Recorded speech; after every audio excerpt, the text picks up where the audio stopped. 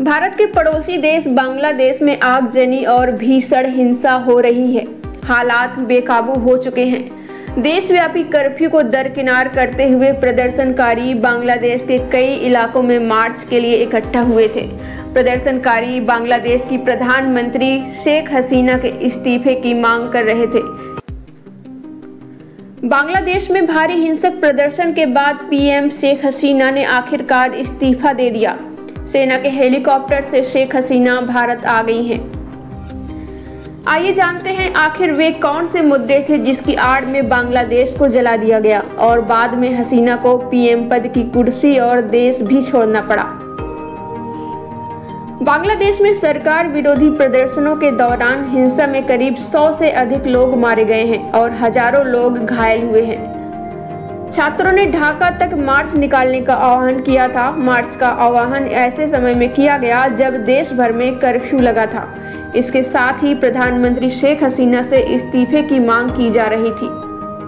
Reuters के मुताबिक सोमवार को ढाका में बख्तरबंद कार्मिक वाहन और सैनिक मुख्य सड़कों पर गश्त करते देखे गए, क्योंकि कुछ मोटरसाइकिलों और तिपहिया टैक्सियों को छोड़कर नागरिक आंदोलन कम था।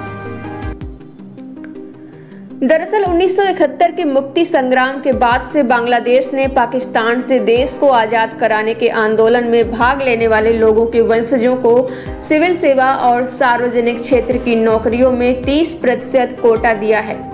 कोटा प्रणाली की शुरुआत 1972 में हसीना के पिता प्रधानमंत्री शेख मुजीबुर रहमान ने की थी। हालांकि अक्टूबर 2018 में हसीना ने छात्रों द्वारा बड़े पैमाने पर विरोध प्रदर्शनों के बीच सभी आरक्षणों को समाप्त करने पर सहमति व्यक्त की। इस साल जून में उच्च न्यायालय ने उस फैसले को रद्द कर दिया। 1971 के फ्रीडम फाइटर्स के परिजनों की याचिका पर कोर्ट ने कोटा को बहाल कर दिया। कोर्ट के आदेश के बाद 56% सरकारी नौकरियां विशिष्ट समूहों के लिए आरक्षित कर दी गईं। इन विशिष्ट लोगों में स्वतंत्रता सेनानियों के बच्चे और पोते पोतियां, महिलाएं और पिछड़े जिलों के लोग शामिल हैं। इन्हीं वजहों से बांग्लादेश में विरोध प्रदर्शनों को जन्म दिया, जिसमें छात्रों ने पूछा कि स्वतंत्रता सेनानियों की तीसरी पीढ़ी को लाभ क्यों दिया जा रहा है। इसके अलावा पूरी तरह से योग्यता के आधार पर भर्ती की मांग की। पिछले महीने बांग्लादेश में सुप्रीम कोर्ट ने सरकारी नौकरी के आवेदकों के लिए विवादास्पद कोटा प्रणाली को वापस ले लिया।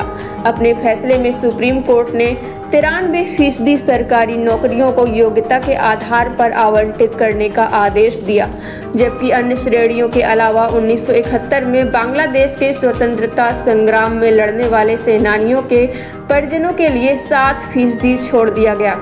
इससे पहले स्वतंत्रता सेनानियों के परिजनों के लिए 30% नौकरियां आरक्षित की गई थीं। आरक्षण हटाने की मांग को लेकर बांग्लादेश में बड़े पैमाने पर शुरू हुआ विरोध प्रदर्शन हाल ही में एक महत्वपूर्ण सरकार विरोधी आंदोलन में बदल गया। इसमें शेख हसीना के इस्तीफे की मांग की गई।